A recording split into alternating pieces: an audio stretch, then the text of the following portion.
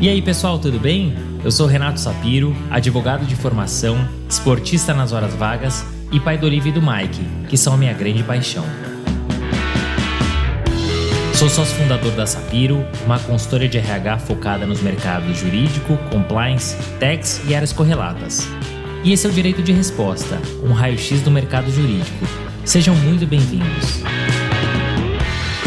Esse é um podcast leve e informal, onde falaremos com os principais personagens desse meio sobre carreiras, tendências e curiosidades. E esse é um podcast quinzenal, então já sabe, temos um encontro marcado segunda sim, segunda não.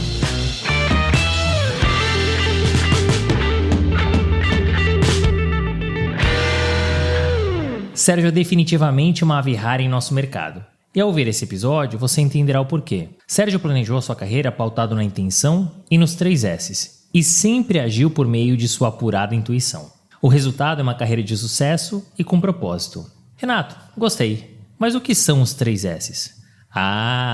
Só ouvindo para saber. E acredite, eles farão diferença em como você enxerga a sua vida e carreira. Mas já falei demais. Vou deixar o Sérgio contar a sua trajetória, as ricas histórias e seus bastidores e os conselhos de vida e trabalho. Aproveite! Sérgio é formado em Direito pela PUC de São Paulo, possui uma especialização em Administração e Gestão de Empresas pelo SEAG da FGV e um LLM pela Universidade de Berkeley. Atuou por quase 25 anos em Big Loss e teve uma rica experiência em um escritório americano. Há 2 anos e meio, montou ao lado de seus sócios o BZCP Advogados, que já é considerado uma referência. Mas melhor que ouvir de mim, vamos ouvir dele. Senhoras e senhores, estamos recebendo nesse episódio do podcast Direito de Resposta um cara que eu queria trazer há muito tempo, que está aqui conosco, o Sérgio Bronstein, dito o profissional, o cara mais cool do mercado jurídico. Sérgio, prazerzaço te receber aqui, obrigado por ter aceitado o nosso convite. Legal, Renato, obrigado você pelo convite, muito bacana. Eu sou um ávido ouvinte de quase todos os episódios, gosto muito da forma como você entrevista as pessoas e como você deixa todo mundo à vontade, e já aprendi bastante ouvindo vários colegas e profissionais das mais diversas áreas. Parabéns pelo que você construiu em tão pouco tempo. O Direito de Resposta, eu acho que se tornou um dos podcasts mais procurados e aspiracionais do nosso mercado jurídico. Muito legal. Poxa, muito obrigado e graças a vocês. Então, fico muito contente em receber você aqui, ainda mais sabedor de que você também é um ouvinte agora como entrevistado, né? E a gente você conhece o podcast, a primeira pergunta que é clássica, que é sobre planejamento de carreira. E a sua carreira era super sólida, né? Você passou por 2 Big Loss, sendo que uma delas você ficou por quase 2 décadas, e há 2 anos e meio você montou o teu escritório, o BZCP, que é um sucesso, a gente vai falar bastante. Essa trajetória ela foi planejada? Caso contrário, quais eram seus outros objetivos? Essa pergunta é uma pergunta de terapia. Estou quase sentando aqui no divã, ou deitando no divã, para a gente começar a conversar.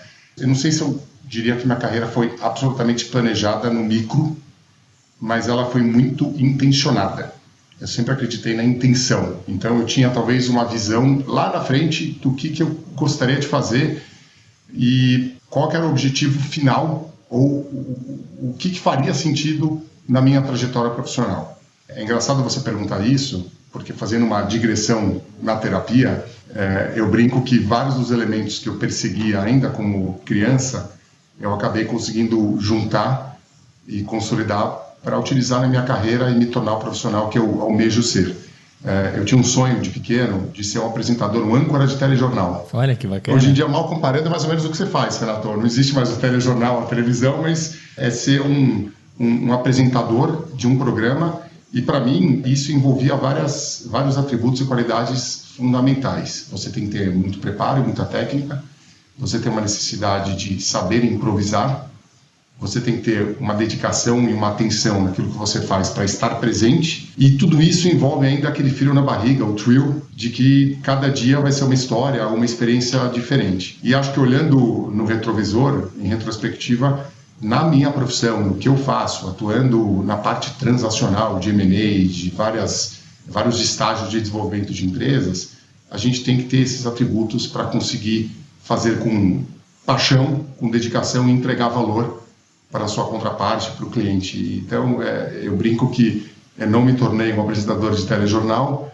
mas eu consegui achar no meu caminho jurídico algo que preenchesse aqui uma vontade, um desejo meu lá de pequeno, lá de criança, de tentar ter essas emoções envolvidas na minha profissão, e graças a Deus eu acho que eu já tive vários momentos de inquietude, de reflexão se esse era o caminho, mas eu sou muito realizado, muito feliz e tenho uma verdadeira paixão por aquilo que eu faço. Sou um advogado de mão cheia, ainda que a OAB não saia da gaveta. O que a gente faz é muito mais relacionado a negócio, relacionado à construção e menos relacionado a contencioso, e acho que é uma escolha muito acertada ao longo da minha trajetória. Gosto demais do que eu faço. Poxa, que bacana. É muito legal quando a gente recebe pessoas aqui que planejaram ou não planejaram a carreira, mas elas têm uma alegria no que elas fazem. E você sabe que eu não sou entrevistado, mas já que você deu a deixa, quando eu era moleque, eu queria jogar bola, né? Obviamente não consegui. E aí eu quis ser narrador de futebol. Nem tentei, pra falar a verdade, mas de alguma maneira aqui no podcast eu acabo brincando de ser narrador, né? Então consegui também realizar, entre aspas, aí um pouquinho do meu sonho. Você falou um pouco da junção de fatores, né, que construiu na tua carreira. Mas foi fácil para você decidir fazer direito? Você foi certeiro na faculdade? E como é que foi essa experiência para você da graduação? É difícil você tomar uma decisão início de jornada profissional quando você tem, no meu caso, 17 anos. Eu acabei escolhendo o direito, eu não tinha referências familiares. Minha família, meu pai e minha mãe sempre foram de exatas, meus irmãos foram também para outros caminhos, e eu não conhecia absolutamente nada de direito. E eu acabei seguindo e optando por uma profissão, no início, muito mais por exclusão daquilo que eu sabia. Eu acho que eu fui muito bom rapidamente durante o colégio em identificar aquilo que eu sabia que eu não ia utilizar, ou que não fazia sentido, não combinava com a minha personalidade. Então, eu sempre soube que uma carreira de humanas, uma carreira em que você tivesse uma vivência com seres humanos, com pessoas, era aquilo que me atraía. E eu acabei indo para o direito como talvez uma tentativa de ir para um porto seguro, algum lugar que eu pudesse, como é uma atuação, uma atividade muito ampla, eu pudesse achar o meu caminho dentro de várias possibilidades, de várias verticais. Mas lá fui eu, com 17 anos, para a faculdade de Direito, comecei a fazer PUC, e no começo eu achei que era meio que uma extensão da escola. E daí talvez fazendo um parênteses e aprendendo só depois lá na frente no LLM, que o método de ensino e a busca pelo conhecimento, quando você tem um nível maior de maturidade, ela muda completamente e tem um ressignificado estudar. Por isso que eu acho que a importância do LLM é no sentido de você descobrir ou redescobrir o prazer de estudar. Enquanto você está na faculdade, eu acho que você tem muitas pressões externas de querer tirar boas notas para talvez entrar num escritório ou tentar ir para uma carreira pública, fazer concurso, mas é sempre focado no dali a 5 anos, quando acabar a faculdade. Eu olho as novas faculdades que surgiram e tenho bastante contato, a gente participa das feiras de estágio da GV e de outras, e eu vejo que existe uma profundidade e talvez uma tentativa de encaixe com a perspectiva prática e não só a teórica, que ela é fundamental para todos os estudantes de direito. Eu acho que o grande benefício que os estudantes dessa nova geração têm é conseguir colocar uma perspectiva prática tudo aquilo que você estuda e aprende na sala de aula. Na minha época, eu entrei na PUC em 95, me formei em 99, e eu saí da faculdade com uma sensação de que eu ainda era muito cru e não tive uma base absolutamente sólida daquilo que mais para frente eu ia utilizar. E depois eu fui buscar mestrado, fui fazer até administração de empresas num outro momento de carreira com dúvidas profissionais, e eu tenho uma história interessante sobre isso, depois eu te conto, mas eu acho que foi uma decisão talvez muito mais intuitiva do que uma realização que aos 12 anos eu sabia que eu ia me tornar advogado. Pô, que bacana. Você começou falando de intenção, agora você fala de intuição, e estava certo, né? Porque, como você bem colocou, virou um advogado de mão cheia e é uma referência na sua área.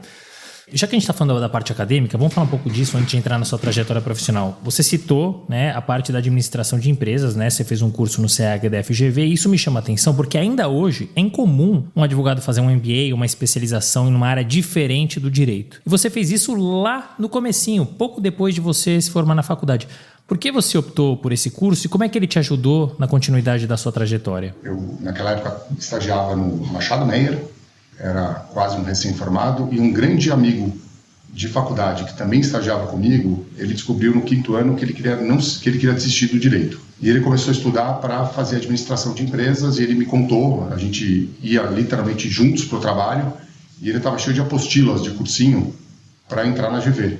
De tanto ouvi-lo, e era um cara que eu admirava demais, eu cheguei à conclusão que talvez valeria a pena eu ir para esse caminho da administração, começar a aprender conceitos de contabilidade, financeiros, porque eu sentia falta eu já fazia M&A desde o 4º ano da faculdade, então eu comecei a sentir bastante falta de ter um pouco esses elementos para encaixar na parte contratual, na parte negocial e começar a entender como um todo a perspectiva da construção de um negócio, de qualquer transação que eu estava envolvido. E são aquelas coincidências maravilhosas da vida.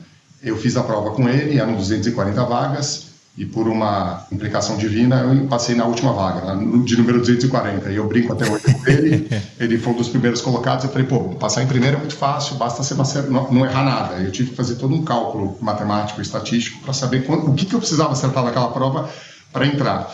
E daí eu fui muito feliz na GV. A GV, ela me deu um senso de responsabilidade, e eu estava tão atrás nas matérias que eu tive que estudar bastante. Eu brinco que eu estudei muito mais em 3 anos de GV do que em 5 anos de faculdade de Direito, porque eu fui muito cru e eu tinha muito interesse em aprender aquelas matérias. Então foi um salto qualitativo muito grande e me deu uma base muito sólida para eu continuar focado naquilo que foi minha grande paixão, meu grande drive da profissão, que era participar de transações, fazer M&A, fazer qualquer coisa que envolvia negociação de contratos e uma parte transacional do direito, uma parte mais consultiva e não contenciosa. E daí eu acho que eu tive experiências muito bacanas de marketing, experiências sobre, na época, não se falava em Customer Experience, mas uma aula que foi muito marcante de qualidade e produtividade, e que eu tenho um trecho muito interessante sobre essas crises pontuais na nossa jornada, porque eu acho que hoje eu sou um apaixonado pelo que faz, mas eu tive realmente muitos momentos de dúvida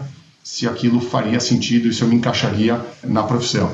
E num desses momentos, eu fui conversar com um professor que se tornou uma grande inspiração, que eu estava num momento de vida, começando a trabalhar em mercado de capitais, fazendo aquelas transações que consumiam 16 horas de trabalho, com um fim de semana, e fazendo um trabalho muito manual e muito repetitivo, que provavelmente num curto espaço de tempo com inteligência artificial não mais existirá. Mas era basicamente tradução de prospecto do espanhol para o português. Eu estudei espanhol, então eu tinha fluência e basicamente eu ficava dias e dias traduzindo esses documentos para poder dar entrada na CVM numa das primeiras ofertas de PDR no Brasil.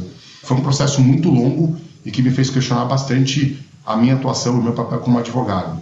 Conversando com esse professor, contei um pouco do meu momento, eu falei, puxa, eu estou meio na dúvida, não sei se é isso que eu quero fazer da vida, e talvez eu estou pensando em ir para um programa de trainee de empresa e começar a atuar em administração, que eu acho que eu gosto muito dos temas que são discutidos. Eu prefiro muito mais estudar administração no final de semana do que pegar um livro de teoria do direito, teoria geral do Estado, e ficar lendo.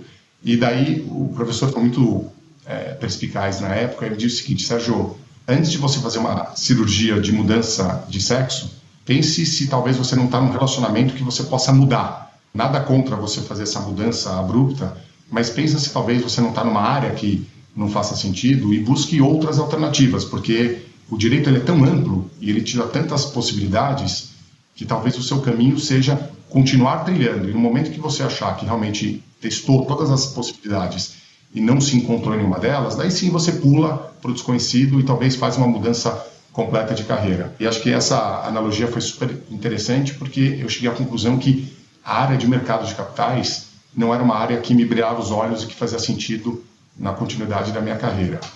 E eu acabei conversando com uma pessoa que tinha saído de um escritório que fazia mercado de capitais, ela foi para o escritório só fazer M&A, e eu acabei sendo apresentado num almoço, por um bate-papo totalmente informal, ao Ricardo Veirano, e foi um almoço que seria de 1 hora, e a gente ficou 3 horas e meia conversando, e foi paixão à primeira vista. Eu gostei muito dele como ser humano, realmente o ser humano me chamou demais a atenção, e além de tudo eu vi uma possibilidade de ter um cara que seria muito inspirador e que seria um grande mentor, e daí eu fiz a transição para o Veirano com 1 ano e meio de formado, e lá fiquei por quase 20 anos, e foi uma trajetória e um momento de vida pessoal e profissional muito felizes. Olha que bacana. E olha a importância de um, entre aspas, mentor, né? Porque você já tinha a sua decisão, né? Você queria mudar a trajetória, a tua rota, e ele falou, calma, peraí, vamos dar alguns passos atrás. E você fez isso, e olha como a tua trajetória se desenrolou a partir dessa conversa. Que interessante, né? E eu sempre falo, acho que o advogado, seja ele de escritório de empresa, fazer um MBA, uma especialização fora do direito, ele só tem a agregar. E a gente sai da nossa zona de conforto mesmo, porque não é o que a gente está acostumado, não é o que a gente viu na faculdade. Eu sou um crítico quanto mais da faculdade de Direito, acho que a gente precisa mudar e melhorar muita coisa, mas é isso. Normalmente as pessoas enxergam como a extensão da escola. Você vai para um curso como o da FGV, né, de administração de empresas, é completamente diferente, né? Então, muito bom ouvir a tua história, né, a tua percepção e como uma pessoa foi tão importante e fundamental para você trilhar a sua trajetória. Ainda dentro do campo acadêmico, depois você ainda fez um LLM, né? Você já falou um pouquinho da importância. Você fez um LLM lá em 2005. Hoje você fazer LLM não é que é mais fácil, mas você se comunica muito mais fácil. Hoje a ligação não custa mais R$1.000 a hora, né? A internet ela funciona, então você consegue se comunicar e você não se sente tão afastado das pessoas ou da estrutura que você tá. Mas você fez muito cedo, né? Você fez com 5 anos de formado. Se você voltasse lá atrás, Sérgio, você teria feito também nesse período? Você acha que o timing foi correto? E tomando por base que é um investimento super alto, especialmente para o brasileiro, qual que é o grande ganho que o profissional tem em fazer o curso de LLM? Eu acho que não tem um momento exato. Talvez acho que é muito mais... Quando você sai da faculdade, e pelo menos no meu caso, eu fiz a faculdade, mas muito voltado à atuação prática. Eu mudei no quarto ano da faculdade, eu mudei para a noite, eu desde cedo comecei a estagiar, eu tive um estágio inicial em contencioso, e de novo, eu rapidamente identifiquei que aquilo não era para mim, e depois eu tive uma experiência com societário, e daí eu tive um clique e falei, pá, isso é bacana, eu migrei para o mercado de capitais e falei, opa, eu quero voltar, e sair dessa rota e voltei para fazer societário e M&A, e desde então fui trilhando esse caminho, passando por várias experiências em outras áreas transacionais, como estudo, financiamento de projetos, há 10 anos, quando o Brasil entrou numa rota de reperfilamento de dívida, e a RJ ainda era a sigla do Estado do Rio de Janeiro, a gente fazia muita renegociação de dívida também privada, sem o judiciário, e eu acho que tudo isso evoluiu de uma forma que a gente conseguiu ter as experiências e ter a capacidade de identificar o que faria ou o que não faria sentido para nós. Mas em relação ao tema do LLM em si, eu acho que como eu tive uma vivência prática e uma intensidade profissional muito grande, muito cedo, eu tive meu primeiro fechamento de transação no 5º ano da faculdade, em que eu fui sozinho. Eu fiquei 2 noites sem dormir, e por uma situação específica do escritório, o sócio responsável não estava disponível e etc. E quando eu vi, caiu no meu colo, e foi um momento de virada, um momento super importante, de muito medo, mas também de muita evolução, muito crescimento. Então, depois de 5 anos de formado, eu percebi que eu acho que eu precisava de um tempo para respirar, e daí que o LLM entra. O LLM entra, primeiro de tudo, com uma oportunidade de você ter uma vivência internacional pessoalmente maravilhosa. Então, acho que a primeira decisão, ela não é uma decisão profissional. Eu quero fazer LLM porque eu quero dar um salto quantitativo ou qualitativo na minha carreira, porque eu quero me alavancar para conseguir uma melhor oferta de emprego. Eu nunca acreditei nisso. Eu acreditei sempre em você ir atrás de experiências que trouxessem complementaridades para a sua vida. E sempre um ato que tem a combinação do acadêmico e do profissional, mas acima de tudo pessoal. Então, quando eu escolhi Berkeley, eu fui atrás de um lugar que tinha muitos poucos brasileiros na história da faculdade. Eu conheci 2 brasileiros, uma delas a Bárbara Rosenberg, o outro um grande amigo meu que foi durante anos o Pedro Neto, Bruno Salama, e hoje se tornou muito mais um professor, mora nos Estados Unidos e tem família por lá. E eu falei com eles, eu gostei muito da estrutura de um LLM pequeno, com poucos brasileiros, e que eu ia ter que ir para uma experiência para aprender a me virar longe, talvez, de uma zona de conforto de outros lugares. E eu não estou dizendo que, do ponto de vista acadêmico, é melhor ou pior, mas eu achei que era uma forma de eu sair, talvez, de uma via mais tradicional e mais comum de faculdades que, geralmente, os brasileiros procuram. Então, acho que foi essa a decisão. Agora, acima de tudo, a vivência pessoal ela é incrível. A conta matemática, por conta do câmbio, por conta do dólar, se faz sentido, ela é muito pessoal. Ela é muito pessoal. É difícil, quem sou eu para dizer se alguém deve ou não deve fazer. Eu, graças a Deus, eu tive um apoio também na época do escritório. Então, o Verano tinha bolsas para algumas pessoas que eram selecionadas. Eu tive uma bolsa integral e depois, naturalmente, se eu saísse do escritório num intervalo anterior a 3 anos, eu repagaria. Mas, obviamente, eu fiquei no escritório por pagou com sobras.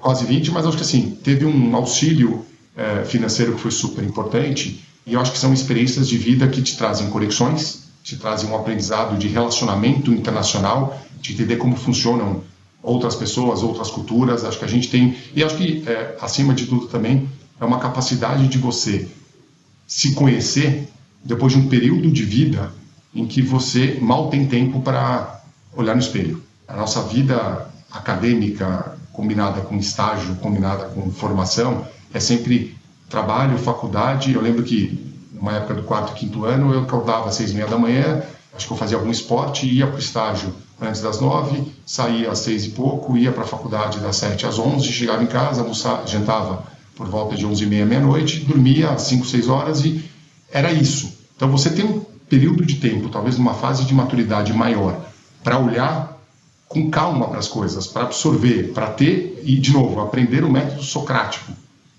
que é ensinado nos Estados Unidos, e que você não tem uma aula plenamente expositiva, mas você se prepara antes para ser indagado e questionado pelo professor e ter um debate. Eu acho que é muito rico. Então eu aprendi a estudar, primeiro na GV e depois fazendo LLM. E quando você pega gosto por estudar aquilo que te interessa e que faz sentido, muda a tua percepção de escola. Eu vejo que eu tenho 2 filhos de 14 e 12 e a gente está sempre negociando o tema de estudar. E quando eu era pequeno não era diferente. Mas no momento que você começa a entender que o estudo é uma alavanca para potencializar a tua prática, fica mais natural. Que nem quando você lê um livro na escola que tem uma prova, o livro para o vestibular, e hoje em dia você tem no hábito da leitura um momento de prazer e você vai buscar aquilo que te interessa, seja ficção, não ficção, biografia, qualquer que seja o tema. Mas quando você busca um livro, é um momento de gozo, de aproveitamento. Não é um momento de, puxa, estou cumprindo uma tarefa porque eu tenho que necessariamente responder a uma prova na sequência. E é muito legal essa visão que você traz do LLM. Eu acho que o grande ganho, eu pergunto para as pessoas, porque eu gosto de ouvir a opinião delas, é essa vivência, essa experiência cultural. Então a gente teve essa época da pandemia, muita gente fez o LLM online e eu acho que perde-se muito. Você tem essa troca, isso é muito legal. E você tem que mudar o seu mindset mesmo, porque aqui a gente está acostumado com aula expositiva. O professor vai lá, ensina, ok. Estados Unidos é diferente. Você tem que se preparar antes, né? Você tem que estudar. E eu acho que também desse momento de introspecção, isso é muito legal, porque a gente está tão acostumado aqui no Brasil, é batidão, né? É o que você falou. É um esporte quando faz, escritório, casa, quando não volta para o escritório. E você tem lá um tempo de respirar. Por mais que, claro, você demande muito tempo de estudo, você consegue respirar um pouquinho. Então é muito legal ouvir a tua percepção.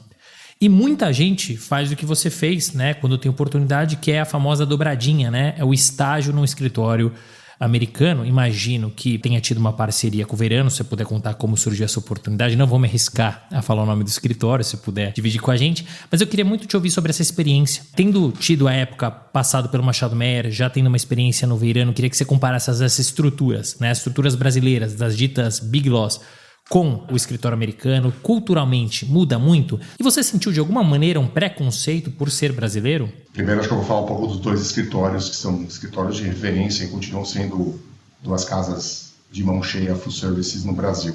Quando eu optei e fui convidado a trabalhar como estagiário no Machado Meyer, era um escritório super aspiracional, já constituído, se não me engano, na década de 70, e eu peguei um pouco do boom das privatizações.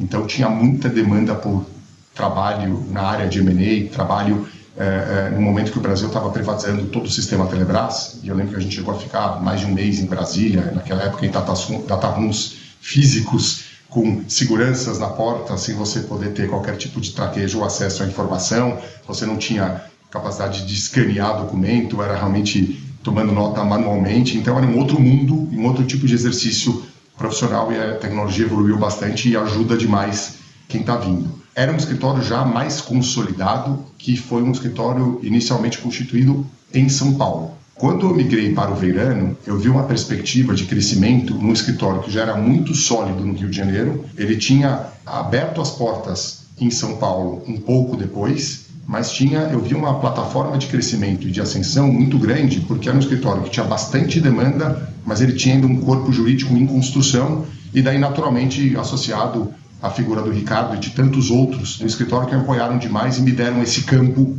de voo. São casas muito estruturadas, e eu acho que o direito que se pratica aqui é um direito talvez mais humanizado, que é uma parte que eu gosto muito, da relação. Eu brinco aqui no escritório que a pandemia teve um desafio muito grande de me afastar das pessoas, e eu sou um cara que vou para o escritório todo dia, não porque existe uma obrigação e a gente não obriga que as pessoas venham, mas eu acho que a capacidade que você tem de criar trocas espontâneas, estando com pessoas e conhecendo um pouco mais a fundo a vida delas, o que está acontecendo, e tendo essa relação não somente profissional, isso cria um vínculo e uma cola social super importante. E o que tem acontecido, a gente inaugurou o escritório novo há cerca de 2 meses, e a gente continuou numa política híbrida de 2 vezes por semana para as pessoas virem, e 3 vezes as pessoas trabalham no famoso Anywhere Office. E o que tem acontecido, justamente porque as pessoas voltaram a experimentar essa convivência, essas trocas espontâneas, que são a verdadeira construção de laço e de relacionamento, que o escritório tem ficado lotado, inclusive nos dias que, em tese, as pessoas não são obrigadas a vir. Que eu acho que é uma sinalização super positiva do que a gente tem construído. A minha experiência fora, ela teve sim um apoio institucional, mas eu consegui o estágio literalmente na última semana do LLM, e eu estava muito preocupado, e daí as coisas, um pouco dessa intenção e da intuição. Eu havia estudado espanhol, e isso me abriu uma porta muito grande no escritório para trabalhar na área de M&A no grupo de Latinoamérica.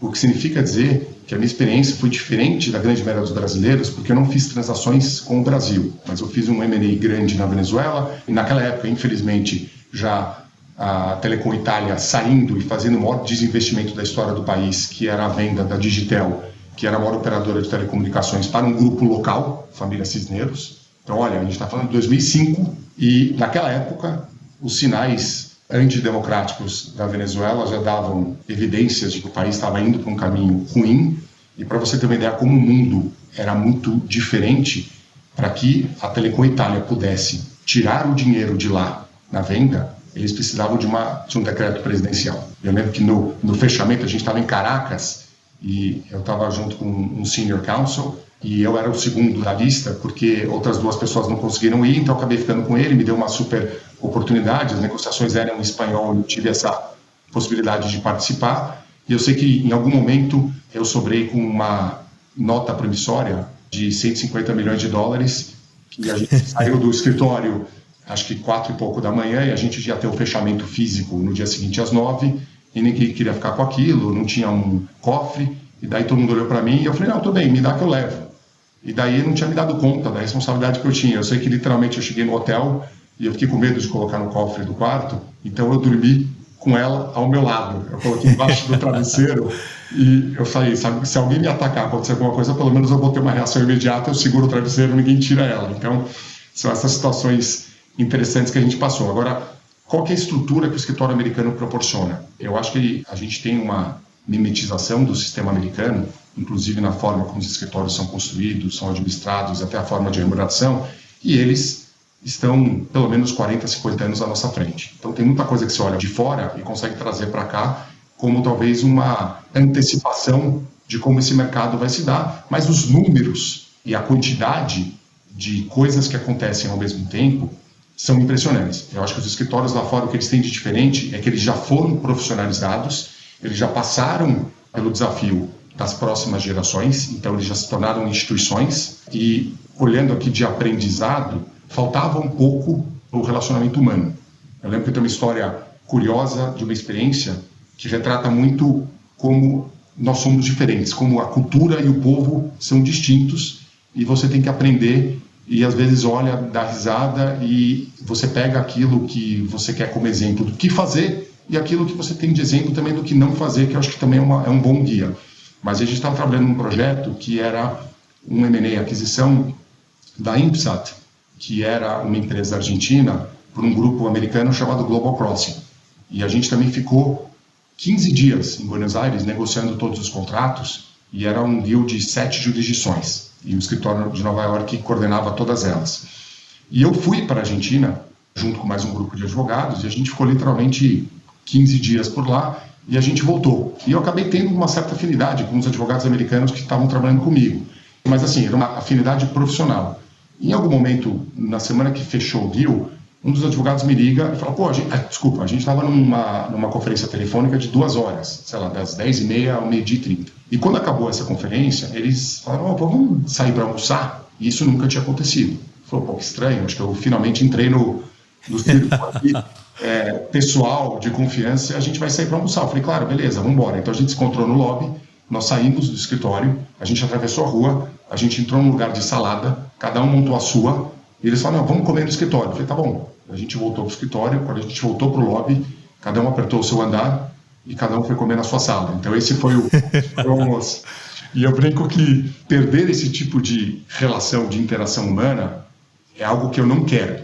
Mas, ao mesmo tempo, você tem uma eficiência, uma capacidade de entrega e uma disponibilidade que elas são assustadoras. Eu fiquei 1 ano e meio em Nova York e até hoje eu não conheci Chicago porque eu tinha 3 viagens marcadas e as 3 eu acabei tendo que desmarcar na sexta-feira ou na quinta-feira à noite, já antecipando que naquele fim de semana específico eu ia ter que trabalhar numa transação e que você tinha que estar disponível. Então, eu acho que te forma, te dá uma resiliência e uma capacidade de adaptação que são super importantes para você aguentar vários outros desafios que você vai ter ao longo da sua vida. Mas foi uma experiência muito rica e eu ainda tive, não sei se sorte ou azar, mas eu participei de uma cisão enquanto eu estava no escritório. Vou trabalhar no Melvin Myers, no time de América Latina, e no meio de uma transação que eu estava na Guatemala, eu estava numa reunião, a gente estava em reunião acho que numa sexta-feira, de repente um advogado o sócio sai da sala, volta, vira para mim e fala, Sérgio, sai que o José quer conversar com você. O José era o head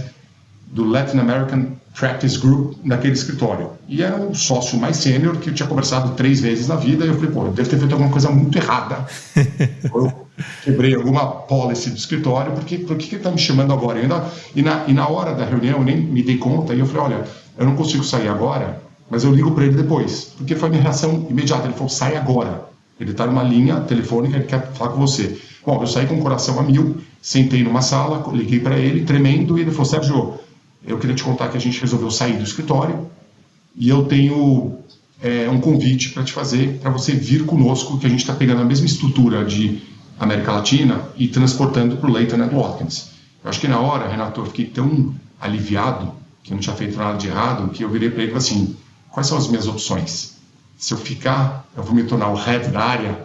E daí ele começou a rir, eu comecei a rir, eu falei, não, beleza, vamos embora, a gente vai, estou junto com vocês, até porque a outra opção era eu ficar sozinho, isolado no escritório, que a minha área não ia mais existir. Então eu passei por essa fase, a gente teve uma migração de escritório, fomos para o Layton, eu fiquei mais um tempo no Layton, e naquele momento eu percebi que a experiência era muito rica, mas que eu não queria ser um advogado para seguir uma carreira norte-americana e seguir por lá. E o momento do verão também era um momento muito bom e eu achei que tinha também um caminho de crescimento muito grande. Então, são aquelas decisões, de novo, por intuição e não por um planejamento específico, que me fizeram voltar ao Brasil. E daí aquelas coisas, eu voltei para o Brasil em 2007 e daí, menos de 1 ano depois, veio a crise do Lehman Brothers e todo aquele problema envolvendo os Estados Unidos, e daí realmente os escritórios americanos por aquele período de 18 meses passaram por uma grande recessão. O próprio Layton acabou fazendo um layoff de 40% do time,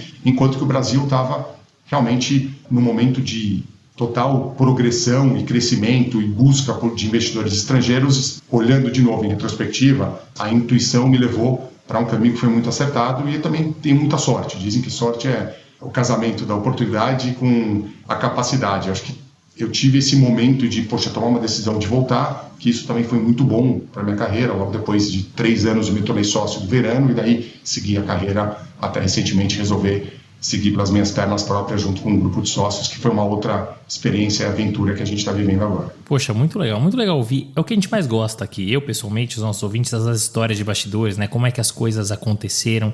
E você contextualizou muito bem, né? A diferença das estruturas brasileiras com a americana, né? Os pontos positivos, negativos, as características. Isso é muito legal, porque a gente tem uma visão olhando de fora, mas quando a gente tem a visão de alguém que viveu aquilo, é muito legal. E você, mais uma vez, intuição e intenção. Acho que o episódio vai chamar assim, hein? Porque a gente tem falado bastante nisso e, intuitivamente, você acabou voltando para o Brasil, acabou ficando num bom momento, no Verano, e aí você foi crescendo. Sucessivas promoções até você chegar à sociedade, enfim, também fez parte do conselho. Olhando para trás, Sérgio, o que você acha que contou para essas sucessivas promoções? Como foi o convite para a sociedade? Aí virou sócio, dormiu, dia seguinte, o que mudou? Talvez um elemento que eu tenha mais forte, e daí quem estiver escutando e me conhece vai dar risada, é a minha fome. Eu tenho uma fome muito grande de buscar e de querer mais. E eu acho que durante muito tempo na minha vida essa fome ela era replicada nos tamanhos dos pratos de comida que eu me alimentava, Renato. E talvez analisando um pouco a minha trajetória aqui, refletindo sobre as suas perguntas, Eu não acho que tem um caminho pré-determinado, eu não acho que existe determinismo na vida. Mas, sem dúvida, eu gosto muito de uma frase que é: vai vivendo o que a vida te leva. E, para mim, eu acho que você vai fazendo as coisas que fazem sentido para você, desde que, de novo, você tenha intenção legítima. E eu acredito muito na paixão, na vontade, no tesão de fazer qualquer que seja a profissão. Eu não consigo imaginar eu me dedicando e me comprometendo a entregar um efeito uau, uma sensação de total tranquilidade e segurança e apreço pelo que eu faço para os meus clientes, se eu não estiver absolutamente capturado, comprometido e focado naquilo que eu faço. Eu acho que isso, você vai buscar aquilo que faz sentido para você. Então é uma resposta e uma busca muito individual. Quando eu olho para as minhas promoções, eu me dediquei demais, mas o escritório foi muito bacana comigo e me abrir tantas oportunidades e me dar essa plataforma de crescimento. E todas as coisas, elas de uma certa forma são relacionadas. Hoje em dia, a gente tem um escritório que faz muitas transações, também de economia real, mas o escritório, até por conta do momento da economia dos últimos 5 anos, passou a atender muitas empresas de tecnologia, alto crescimento. Se eu olho para trás, as 2 primeiras transações que eu me envolvi no Veirano, trabalhando com o Ricardo, foram talvez os 2 primeiros deals de tecnologia, ou as 2 primeiras saídas de tecnologia que aconteceram no Brasil.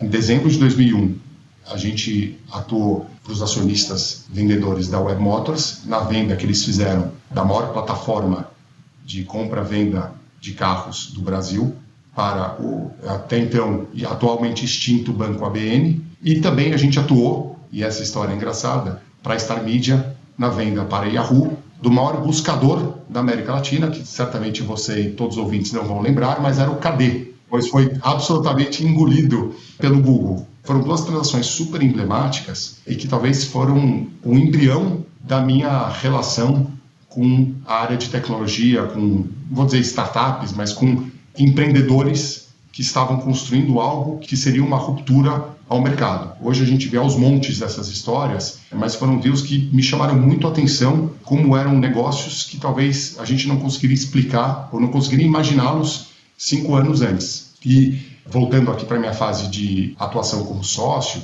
e depois uma participação super intensa no conselho do escritório, foi um aprendizado muito grande. Eu acho que junto com o aprendizado veio também talvez um momento de autoconhecimento muito importante, de entender que eu era parte de uma engrenagem, eu tinha visões bem distintas de vários dos meus sócios, mas eu tive que aprender a, primeiro, respeitar as decisões diferentes, entender como funciona uma decisão colegiada e trabalhar no melhor que eu podia para construir o nome e a imagem daquele escritório que, continua sendo uma casa muito querida e que eu torço para o contínuo sucesso. Em um determinado momento, e daí eu acho que a gente entra numa fase de pandemia que me fizeram refletir bastante sobre qual que era o meu próximo S.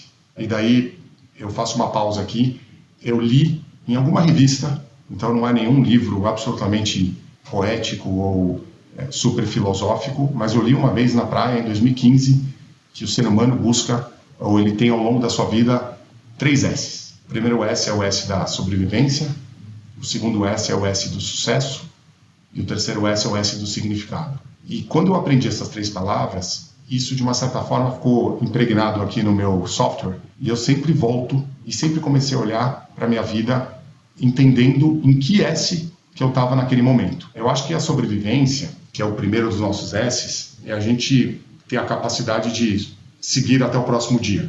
Então é muito mais as necessidades primárias e básicas de qualquer ser humano, e no momento que você tem uma tranquilidade, o bebê chora porque ele é o único som e movimento que ele consegue para ter acesso ao peito ou até acesso ao leite materno, e no momento que ele entende que e começa a ter um pouco melhor percepção do mundo, as coisas são melhor capturadas por ele, e daí você vai tendo a evolução para os próximos passos. Assim, trazendo talvez para uma trajetória profissional, quando você está numa fase de estágio, numa fase de faculdade, tentando buscar o seu lugar ao sol e tentando entender o que faz sentido ou não faz sentido para você, você está num momento aí talvez de sobrevivência.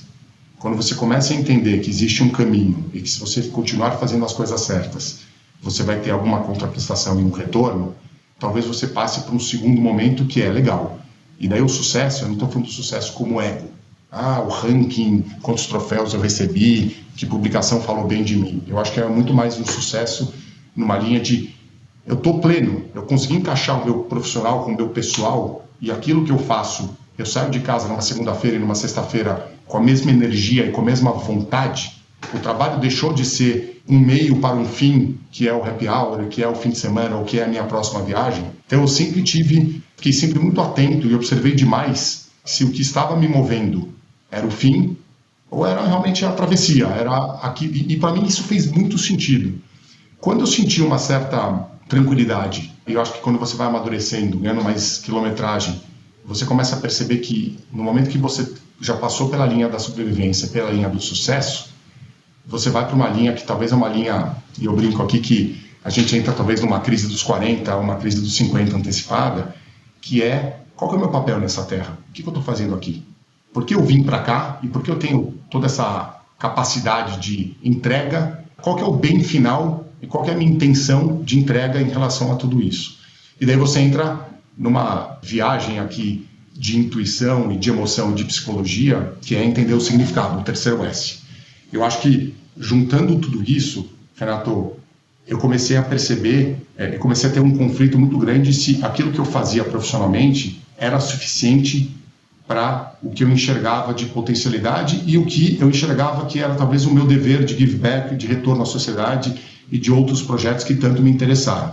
Nesse momento eu fui buscar terapia e eu comecei a fazer terapia em 2019 para ter alguém para conversar sobre esses temas que são tão genéricos e abertos, que é o significado. Então eu falei, poxa, talvez eu tenha que mudar completamente de atuação, porque eu estou muito realizado no que eu faço, mas eu não estou fazendo uma diferença no mundo, não estou conseguindo ajudar os mais necessitados. E daí eu comecei a olhar para a minha vida em retrospectiva, e comecei a entender que eu comecei a resgatar um tesão e uma paixão que eu tenho pelo que eu faço, que eu me entrego de alma, e eu falo isso, eu brinco com os meus clientes, quando eu estou fazendo uma transação, é como se eu fosse o dono da empresa, só que eu não tenho uma emoção.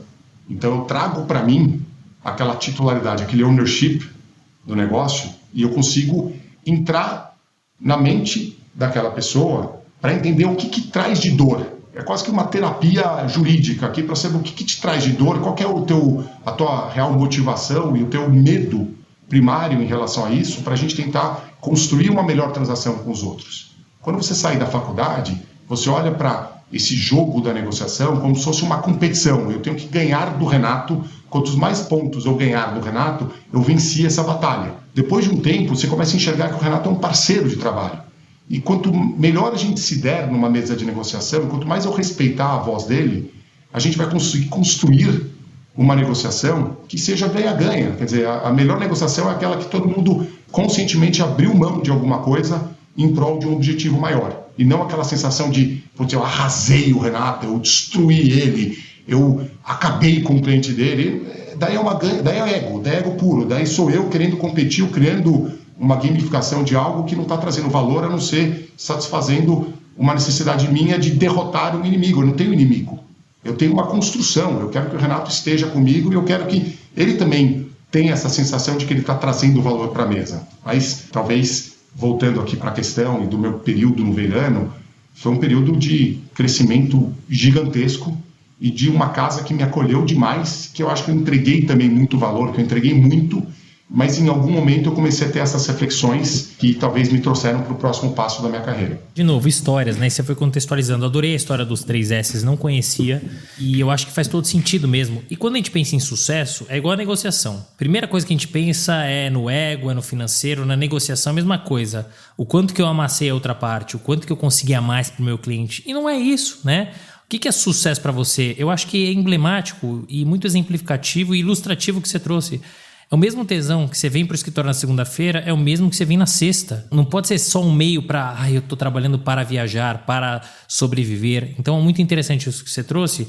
Assim como na negociação, todo mundo tem que ganhar. Todo mundo tem que sair, no mínimo, com uma sensação de que, puxa, eu abri mão de uma coisa, mas eu ganhei a outra parte também. Então, muito legal você trazer esse exemplo. Você falou de negociações, você falou de tecnologia, que você fez lá as primeiras operações lá nos inícios do ano 2000, né? O que muda numa operação de uma empresa de tecnologia para uma empresa de outros mercados? Talvez o que muda um pouco é a lente e o foco de atenção naquilo que pode ser um problema, Renato.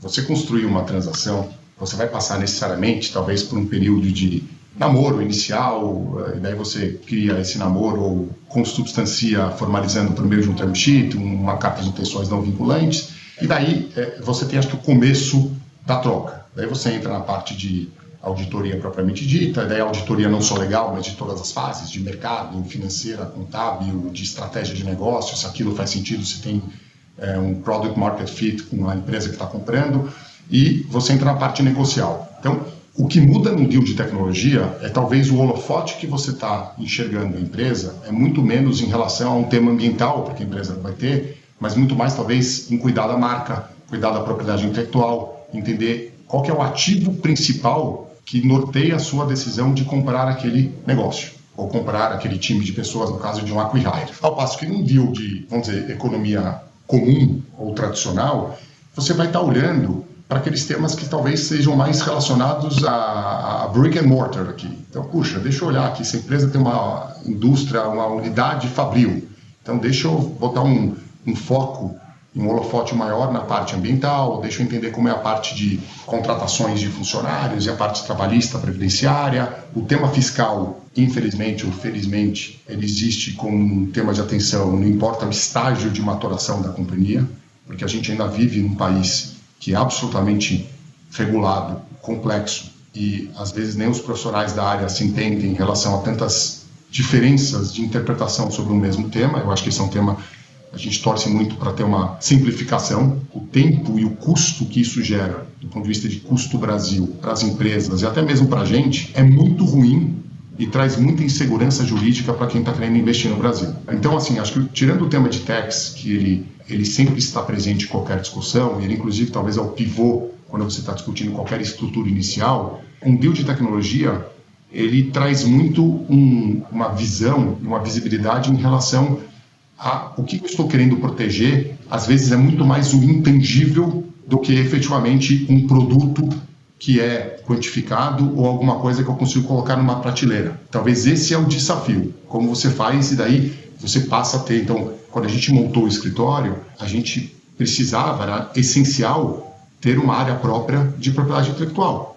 E agora a gente está com uma força-tarefa junto, inclusive ao Congresso, participando dos projetos de lei dos temas que são super relevantes na nossa área. Por quê? Porque a gente quer estar junto do legislador para conseguir trazer contribuição e aproveitar para criar um marco regulatório super importante numa área, considerando que o mundo todo está migrando de um mundo de produto para um mundo de serviço. Não que o produto vai acabar, mas o serviço, o real valor das coisas, ela está no serviço e talvez na ruptura de outros padrões. Vide tudo que a gente vê, indústria financeira, essa multiplicidade de bancos digitais, fintechs, etc. Então, estar adaptado para essa nova realidade faz com que o direito também se adapte.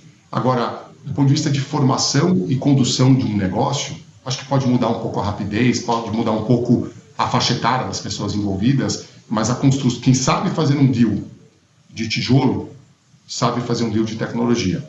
Talvez o que mude é se você tem a estrutura de um deal, uma transação de venture capital, e o approach que você dá é diferente de uma transação de private equity ou de um M&A tradicional, porque daí o foco e as proteções e garantias, a forma como você lida com a indenização, quer dizer, a gente estava discutindo ontem uma transação com um fundo que estava exigindo numa rodada de captação do nosso cliente, que não está recebendo R$1, não está colocando nenhum dinheiro no bolso, estava exigindo solidariedade na indenização e responsabilidade individual de todos os acionistas para ele colocar dinheiro. Quer dizer, se você usa essa mentalidade de um M&A tradicional para fazer um deal de tecnologia, você está correndo o risco de matar a empresa no primeiro problema que ela tem. E não faz sentido. Você tem que entender que existe um conceito de capital de risco que está atrelado ao teu risco e ao teu retorno. Não dá para ter um retorno em um múltiplo muito maior se você está querendo aplicar a mesma metodologia que você sempre fez numa transação comum. Eu acho que o nosso mercado evoluiu demais, ele vem evoluindo,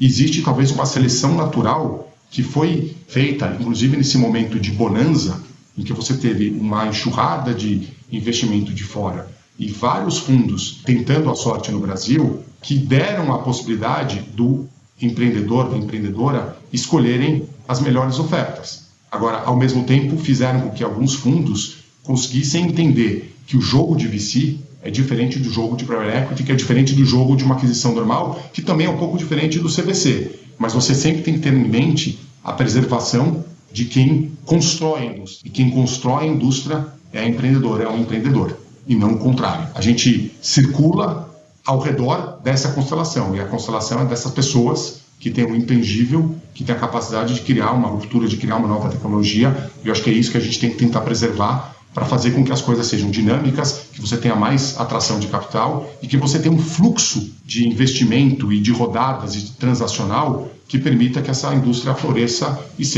tenha um efeito permanente. E é muito legal você responder a pergunta, e eu tinha uma outra pergunta que você também respondeu, que é como é a abordagem, qual a diferença nas negociações de operações em outras fases, né? Então, por exemplo, você está falando do M&A, aí você tem o Venture Capital, você tem o CVC, você tem ali aquele comecinho, né? Investimento anjo, o Family and Friends, então são coisas que vão mudando muito, né? O Private Equity, a maturidade, então você também já respondeu um pouquinho de como muda, né? E é legal ver isso, porque são negociações diferentes. Então, você vai negociar com uma empresa de tecnologia é uma coisa, com empresas de outros mercados é outra. Depender da fase, da maturação. Então, eu imagino que tenham vários desafios aí em cada uma dessas operações. Isso deve ser um grande motivador, né? Você contou já um pouquinho, Sérgio, do porquê você decidiu montar o BZCP. Ali o começo, o que você pensou, o que você refletiu, talvez o último S. Mas eu queria que você contasse um pouquinho da história, né? Como é que surgiu? Como é que foi aquele nascituro, aqueles primeiros dias? Como é que você escolheu seus sócios, né? E que desafios vocês encontraram nesse início? Para fechar, vocês têm só 2 anos e meio e vocês já são referência na área. O que vocês fazem para se destacar? Dizem que você não escolhe um livro, o livro que te escolhe, Renato, quando você entra numa livraria. Eu acho que, primeiro de tudo, eu fui muito feliz em ter esses encontros com os meus sócios atuais, mas talvez eu acho que eu vou juntar aqui vários momentos de vida, entrar um pouco nesse meu momento, nessa minha busca do S, do significado, e de tentar entender o que eu queria e como eu fazia para apaziguar um pouco aí a minha fome, a minha sede de querer fazer mais, de ter mais ambição, de querer construir um negócio diferente. Eu acho que eu fui muito provocado por alguns clientes, por alguns amigos, de colocarem na minha cabeça que eu tinha uma mente empreendedora e que eu não era apenas um advogado, que eu tomava a empresa para mim, que eu tinha uma visão um pouco maior, um pouco mais holística naquilo que eu estava fazendo. Então eu coloco isso numa caixinha. Eu estava num momento de muito questionamento e eu acho que eu tive talvez um sofrimento em relação a primeiro achar que eu deveria mudar as pessoas para o meu modo de enxergar as coisas. E isso foi um grande erro. Eu aprendi na terapia que a gente não tem que mudar ninguém, a gente tem que mudar. E no momento que eu tive essa visão, eu passei a ficar muito em paz com as minhas dores, com as minhas aflições que eu tinha em relação a caminhos de um escritório full service, o que a gente estava focando, qual era o tempo de maturação das mudanças. E ao mesmo tempo eu entendi que cada pessoa tem um timing, tem um momento. E aí eu acho que junta tudo isso e junta com um sentimento de que, por conta da história da minha vida e de questões pessoais que aconteceram, e eu tive uma morte prematura da minha mãe, basicamente dormindo muito cedo, quando eu tinha 19 anos, e eu acho que por conta disso moldou em mim uma busca muito grande por segurança. Talvez por um quarto S aqui que não entra nos meus 3, mas que... e daí, quando eu consegui essa segurança e eu apaziguei o modo sobrevivência e o modo sucesso, eu acho que eu fui atrás de uma jornada de autoconhecimento e passei por umas vivências em retiros e também por uma vivência em terapia, e eu fui fazer um curso de autoconhecimento que você fica 5 dias dormindo muito pouco e fazendo vários exercícios para entrar lá dentro da alma, e eu percebi que eu estava muito arraigado em cima de um conceito de segurança que eu não precisava dele. E daí você coloca um fator externo nessa equação, Renato, que foi a pandemia. E quando a gente foi para a pandemia, o mundo parou, e eu acho que a gente teve muito tempo para olhar e para refletir, para entender um pouco desse nosso papel do mundo, o que a gente estava construindo e o que fazia sentido. Colocando tudo isso no liquidificador, eu senti que eu teria uma chance de criar uma história diferente, em que eu ia ter um período de pulo no vazio. Eu acho que esse é um super medo. Tá? Então, os seres humanos têm 4 grandes emoções primárias ou básicas: o medo, a raiva, a alegria e a tristeza. E todo o resto deriva disso. mas acho que eu tinha um medo muito grande de pular no desconhecido. E isso, de uma certa forma, me segurou e me travou e me aprisionou a continuar fazendo tudo aquilo que eu fazia, achando que estava super legal, e estava super legal. Eu não tinha nenhuma queixa específica, pontual, eu não era maltratado, eu tinha um ambiente de conforto, de seguro, de troca, mas eu comecei a ter um comichão de querer fazer uma coisa e eu escrever uma história diferente. E daí eu conheci o Guilherme, a gente já trabalhava junto e a gente já tinha uma parceria muito grande, e acho que ele tinha um momento de vida querendo buscar, talvez, mimetizar no Brasil um escritório West Coast, focado muito em transação, em ser o parceiro de jornada completa dos clientes, desde o seed, desde o nosso lema, do seed ao exit, então desde o começo da jornada empreendedora, passando por todas as fases de crescimento, passando por todo o apoio nos temas de consultoria tributária, trabalhista, propriedade intelectual, regulatório, etc., e ser o trusted advisor efetivo dessas pessoas que conseguissem conversar, se vestir, trocar entre iguais, e não colocar o advogado como aquele ser diferente, superior, ou sendo tratado como doutor. A gente não gosta de nada disso. Eu conheci o Pedro Chueri do outro lado da mesa, em várias negociações. E eu comecei a observar que a forma como ele fazia as coisas e como ele conseguia dançar na negociação me encantaram. E eu achei que ele era um cara muito técnico, e um dia a gente começou a bater papo e a gente começou a ter muita afinidade. E ele comentou do momento que ele estava. E ele tinha feito também uma transação super emblemática, que foi a venda do primeiro unicórnio na época do Brasil, a venda da 99 para a Didi. E acho que isso mudou também bastante com a carreira dele. E ele começou a ter uma aceitação e uma influência muito grande nesses deals de tecnologia. A gente começou a literalmente se esbarrar demais, mas eu tenho um respeito, uma admiração muito grande. E o Edu Zilberberg, a gente também se conheceu, até inclusive quando ele ficou quase 6 anos fora do Brasil, e foi talvez o primeiro advogado brasileiro que teve essa vivência, esse contato com o que a gente chama dessa estrutura Sandwich Structure de Cayman, Delaware, Brasil, que é uma estrutura muito clássica de captação de investimentos fora do Brasil. E ele trabalhou nos escritórios em Nova York, fazendo toda essa construção da estrutura legal, veio para o Brasil. Na época, inclusive, a gente até entrevistou, a gente teve um contato profissional, mas ele acabou seguindo uma carreira própria. Ele foi um self-made man que foi para um escritório, criou uma prática do zero, e quando ele saiu de lá, ele era talvez a pessoa mais relevante nessa área. E nós tínhamos complementaridades muito grandes, porque você tinha uma parte de nós atuando muito no early stage e uma parte de nós atuando muito na parte de crescimento e saída. Quando a gente começou a se conhecer e entender o momento do mercado e o momento individual de cada pessoa, o que cada um estava buscando, que não necessariamente era a mesma coisa, acho que a visão era a mesma do que a gente podia construir e como a gente poderia capturar, talvez, as capacidades e talentos individuais e jogar tudo isso dentro de uma empresa, dentro de um CNPJ. E quando a gente entendeu que a força do CNPJ poderia ser muito maior do que a força individual que cada um tinha, o caminho ficou muito claro. O meu processo pessoal talvez tenha sido o mais traumático de todos, porque eu tinha uma relação tão umbilical, tão visceral com o Veriano, que em algum momento eu achei que eu não ia conseguir sair. Eu lembro que eu tive uma conversa muito importante numa sessão de terapia, e acho que eu tive algumas mentorias que as pessoas falavam o seguinte: olha, você pode ficar, mas você não ter vivido essa experiência, talvez pelo medo de pular no vazio, vai te trazer um questionamento lá na frente muito maior do que o sabor ou dissabor de ter tentado, se aventurado e não ter dado certo. E eu acho que isso ecoou demais em mim.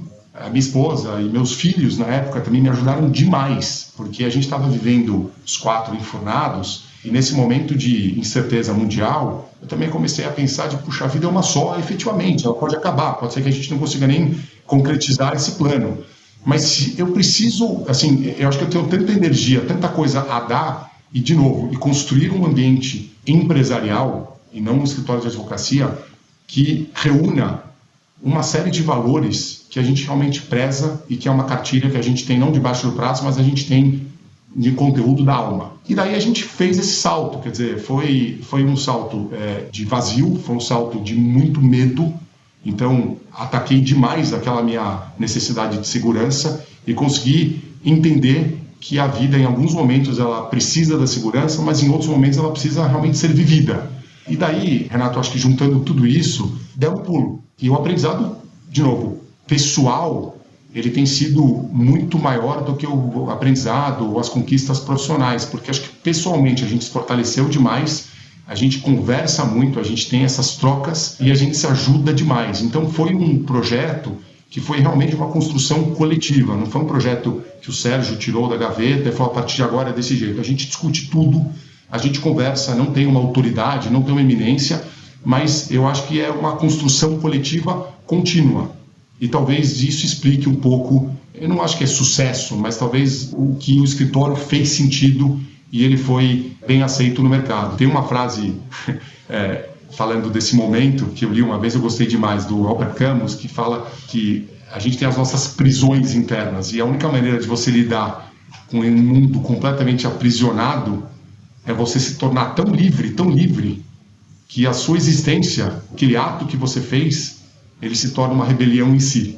E eu acho que aqui é um pouco de filosofia para dizer que eu me sentia tão aprisionado e tão receoso de tomar uma decisão que poderia talvez fazer com que outras pessoas não gostassem ou talvez mudar um sentimento de aceitação total, que isso me segurava. E no momento que você destrava e solta, a liberdade que vem e a capacidade que você tem de focar essa energia para construir, ela é muito poderosa. Então, não foi uma decisão, não foi uma briga, não foi uma ruptura. Foi um processo, acho que meio de reconstrução minha, que culminaram com esse encontro de pessoas e de almas que pensam muito parecido, mesmo com atuações diferentes, e que a gente conseguiu se reunir, se respeitar demais, e é meio que uma mesa que tem 4 pilares, sem um dos pilares a mesa quase cai ou ela fica muito bamba. E eu acho que com esse projeto a gente conseguiu trazer um talento, um potencial humano gigante. Então, acho que talvez o ponto que eu mais me orgulho de tudo isso não são os rankings, não é a liderança no número de transações, de VC, de private, não é nada disso. Acho que isso é super legal, porque é um reconhecimento da nossa trajetória, que ela é curta e ela tem se mostrado, em alguns pontos, bem aceita. Mas é você olhar para o grupo de pessoas que a gente tem, que elas reconquistaram o prazer e o tesão de advogar. Eu tive 2 momentos aqui para fechar essa resposta, que é quase uma sessão completa de terapia. Teve um advogado que trabalha comigo há 8 anos, e é um ser humano muito bacana. E ele estava num momento de quase depressão, e repensando a vida, pensando em largar o direito. Quando a gente fez esse movimento, ele veio, e eu tinha uma vontade muito grande de resgatar o tesão e a energia humana que ele tinha, porque é um cara muito bacana, mas que ele estava travado. A gente teve uma transação, depois de 6 meses, que foi super demorada, desgastante, e um dia a gente saiu de uma reunião longa no Pinheiro Neto, um clima super bacana entre todos os que estavam, mas o deal era muito difícil. E a gente saiu do escritório, acho que, 11h30 da noite, a gente pegou o mesmo Uber, e ele virou para mim e falou, Sérgio, quase com lágrimas nos olhos, falou, estou tão feliz que eu resgatei aquela minha paixão, que ela estava guardada ou esquecida em algum lugar. E eu acho que esse momento é aquele momento uau que você olha e fala, puta, vale a pena, é por isso. Ou a gente fez a entrevista de uma menina que trabalhava num super escritório, e ela de uma outra área, da área de propriedade intelectual, e ela fez uma conversa com a gente, logo na primeira semana do escritório. Eu lembro que era uma sexta-feira, às 8 horas. E a gente juntou os 4 para a gente conversar com ela, era uma pessoa-chave, e a gente começou a bater papo, e a gente falou um pouco do que a gente acreditava, e no meio da nossa conversa, ela começou a chorar, e a gente começou a chorar.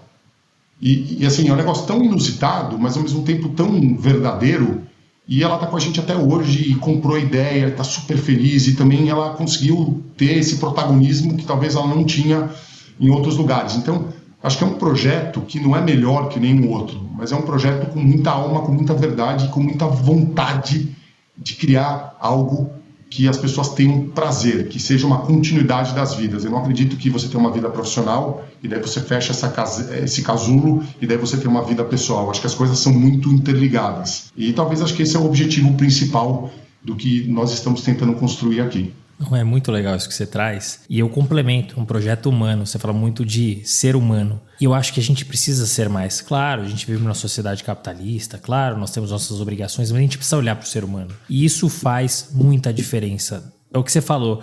Não existe vida pessoal e vida profissional. É tudo junto. E uma impacta na outra. Então a gente tem que cuidar das pessoas. E uma coisa que você falou, eu gosto sempre de falar. Se arrependa de algo que você fez, não de algo que você deixou de fazer. Senão você vai se remoer a vida inteira. Fez e deu errado? Dá um passo para trás. Volta, começa de novo. Mas não deixe de fazer algo, não deixe de arriscar, de tentar, porque aí sim você vai se arrepender. Então muito legal você contar e contextualizar e a forma como o escritório ele foi moldado. E o escritório ele cresceu rápido, né? O time cresceu rápido. E boa parte desse time, Sérgio, ele é formado pela geração Z, que muitas vezes é criticado por outras gerações. Porque é uma geração mais ansiosa, ávida por mudanças. Como é que vocês fazem para lidar com essa turma? Primeiro de tudo, a gente aprende demais com ela. O nosso ativo são essas pessoas, são as pessoas. O escritório de advocacia é uma empresa formada por gente. Eu tenho uma visão muito curiosa e não rígida, ou de apontar o dedo porque eu sou mais velho. O pessoal brinca aqui que eu sou o ancião do escritório e eu me sinto um jovem, um garoto. Mas acho que é muito diferente. Se eu comparar na minha época, de quando eu comecei a estagiar em 97, você tinha um formalismo completo. Eu lembro de fazer memorando interno e escrever Vossa Senhoria. Então, assim, acho que são mundos que eles não estão conectados. Mas existe uma necessidade de aprendizado para lidar com o nosso público-alvo. Eu te conto uma história super importante. Nós somos criados absolutamente digital e remotamente. A gente passou a ter um escritório físico 4 meses depois do início das nossas atividades. Se você parar para pensar, Renato, é quase uma loucura, é uma heresia imaginar fazer um negócio desse. A nossa primeira reunião com o time, éramos 20 pessoas, foi por meio de uma plataforma digital que todo mundo se apresentou e você não sabia, várias das pessoas eu não conhecia. A gente fez o nosso primeiro movimento de compra de 20 laptops, a gente não tinha um cartão corporativo, a gente sequer tinha o CNPJ. Então, cada um de nós comprou 5 laptops com os cartões pessoais e a gente contratou uma empresa de logística para entregar na casa das pessoas durante a pandemia para a gente ter pelo menos um material básico de trabalho para começar a operar.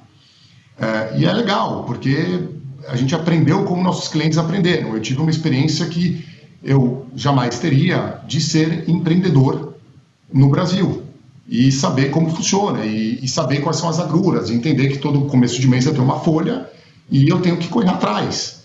E a gente não tem uma atividade aqui que é um produto que você coloca no início de uma linha de produção e no final do dia ele sai. Quer dizer, então tem sazonalidade.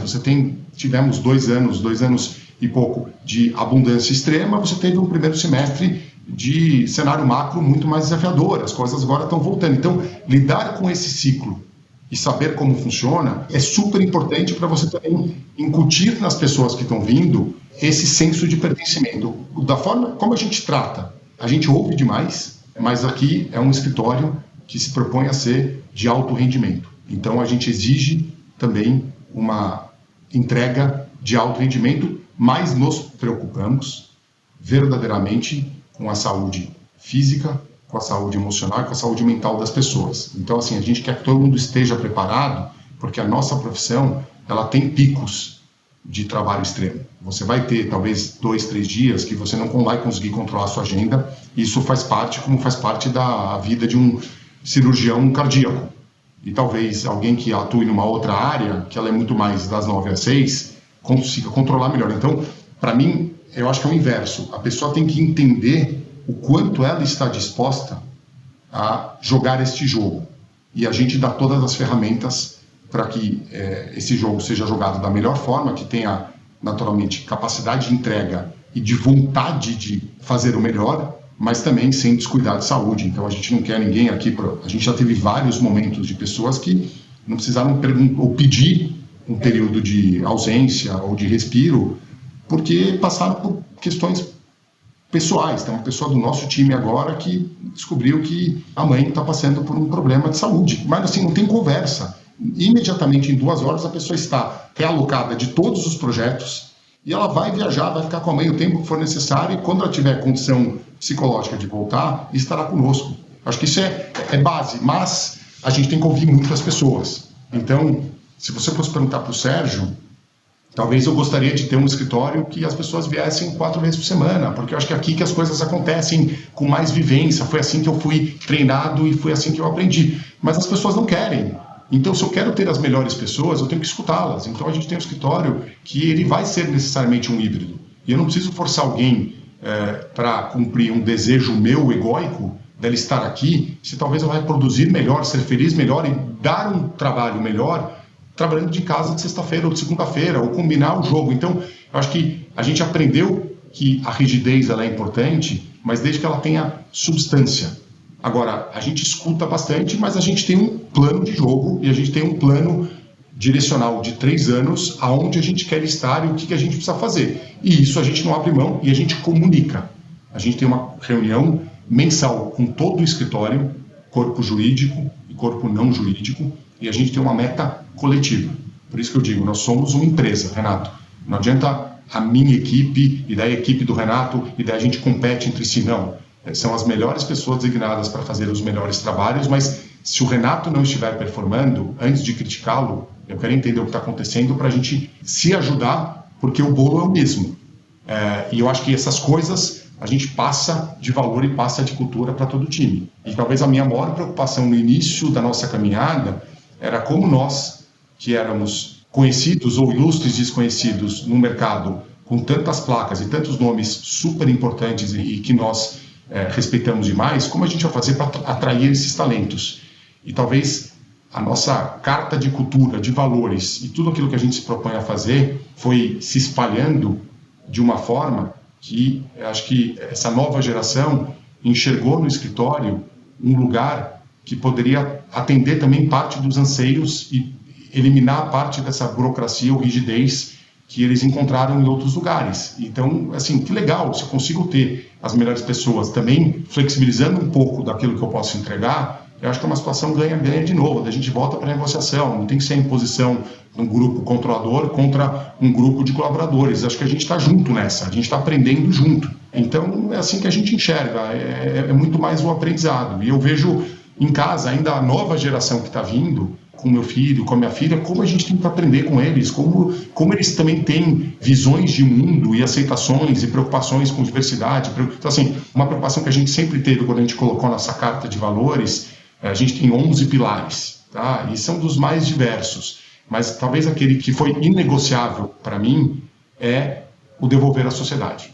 E isso está na nossa carta de valores. Então, desde o início do nosso escritório, a gente vai devolver para a sociedade, seja em ações de ações sociais ou terceiro setor, seja em dinheiro como parte da receita que a gente auferiu, para dar um pouco desse give back e se contextualizar no mundo que a gente está inserido. Então, é claro que a gente tem uma preocupação muito grande por excelência. Eu acho que a gente acredita muito em 2 coisas que eu sou aficionado: paixão e fome, encantar o cliente na jornada como um todo, você transmitir confiança, você ser companheiro. A gente não compete entre si e a gente criou também um sistema que ele pode ser visto como uma loucura, mas que até então tem sido um grande instrumento de cola na nossa sociedade, que é não ter aquele conceito de captação individual. Então, eu conheci o Renato Sapiro, ele se tornou um cliente do BDCP porque o Sérgio conhecia ele. Então, eu vou colocar em tudo que é formulário interno, em tudo que é índice do escritório, linkando o Renato ao Sérgio. Está errado isso. Acho que isso gera uma competitividade e talvez não a alocação das melhores pessoas, dos melhores profissionais para atenderem o Renato. Se o Renato estiver preocupado numa transação mais late stage, mais exit, talvez eu seja a melhor pessoa para atendê-lo. O Pedro pode atendê-lo, o Marcelo pode atendê-lo, o Alfredo, a Priscila, tantos sócios que a gente tem que são focados nesse momento. Se for um deal que tenha uma questão offshore, que seja um deal de early stage, o Edu com a experiência que ele tem, o Gui com a experiência que ele tem, se for um deal de CVC, eles vão tocar isso. E acho que daí eu estou servindo melhor, um propósito maior, e eu quero que o Renato seja satisfeito com o escritório, e não com um advogado que vai tentar drenar toda a atenção e carinho e ser o chamariz de contato, porque ele está muito mais preocupado em ser o ponto e o elo da relação e não construir uma marca e uma empresa. Eu acho que se você tem essa mentalidade de empresa e passa para as novas gerações, o caminho é fluido e é melhor. A gente teve uma transação, nós saímos para celebrar com o cliente na quinta-feira passada e foi muito legal. foi um projeto que eu capitaneei junto com um grupo de 4 advogados. E uma advogada que está conosco há 2 anos, o cliente cochichou para mim na mesa e falou: fiquei muito impressionado com o talento do seu time. Ela foi espetacular em todos os momentos, o advogado júnior foi excelente, a gente já tinha muita confiança em você, mas ver isso por todo o time foi algo que nos deu uma satisfação muito grande. Daí eu não tive dúvida, eu virei para ele e falei assim: agora você vai falar isso na mesa toda para que ela escute. E daí ele pediu a palavra quando ele fez o discurso e eu falei: agora repete para mim, você falou no meu ouvido, para ela.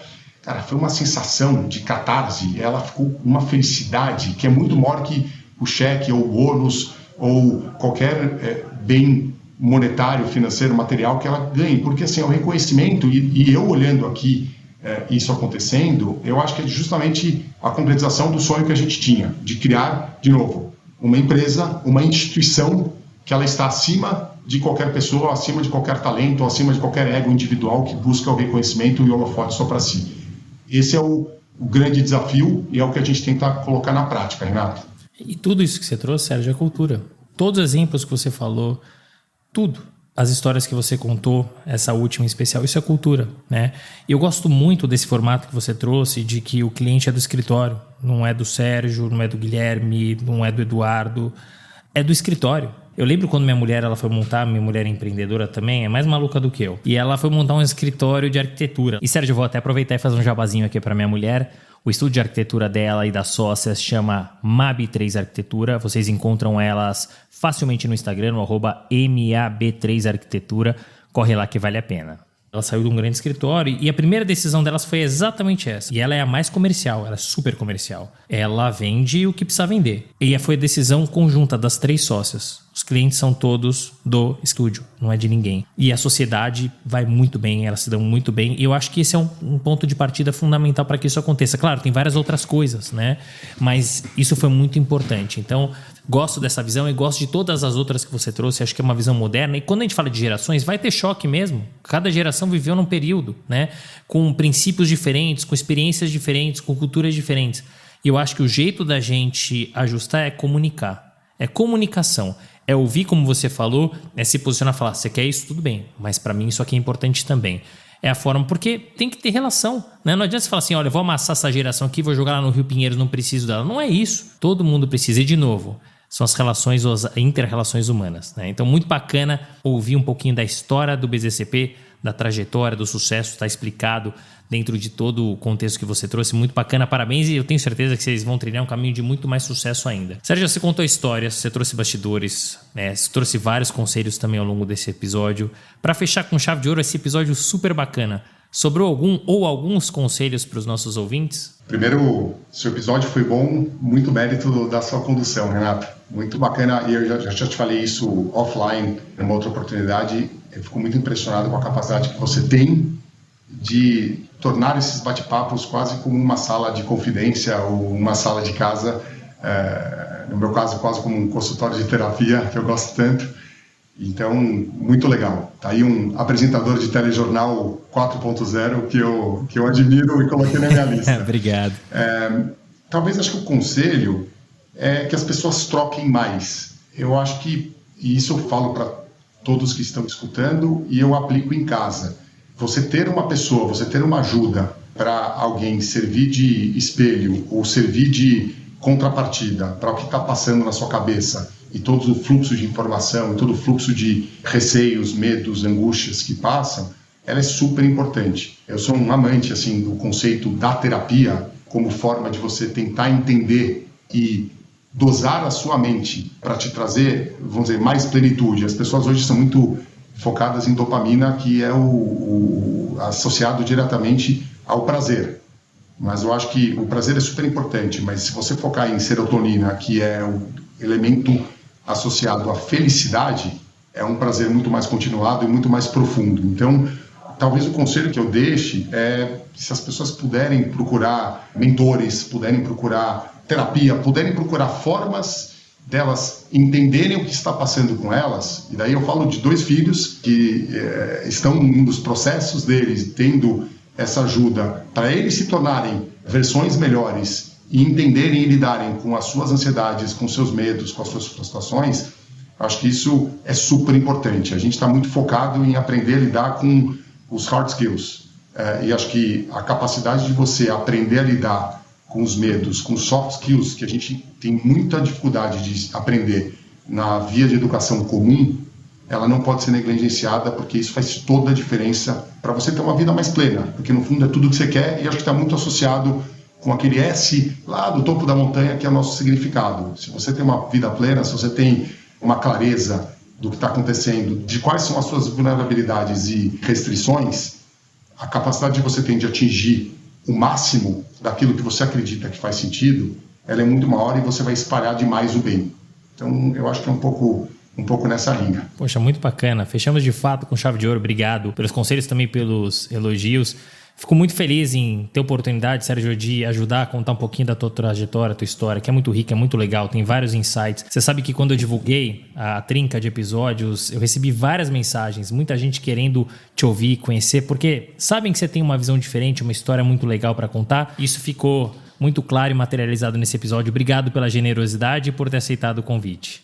Novamente eu agradeço, Renato. Continuo seu assíduo ouvinte. Foi muito legal esse bate-papo. Eu gostei demais e, cara, estaremos juntos para várias outras trocas. Fim de papo. Se você gostou, recomenda para seus amigos. Se não, fala comigo que eu quero te ouvir.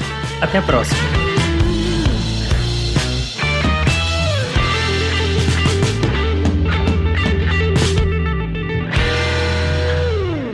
Este podcast foi editado por Felipe Mux.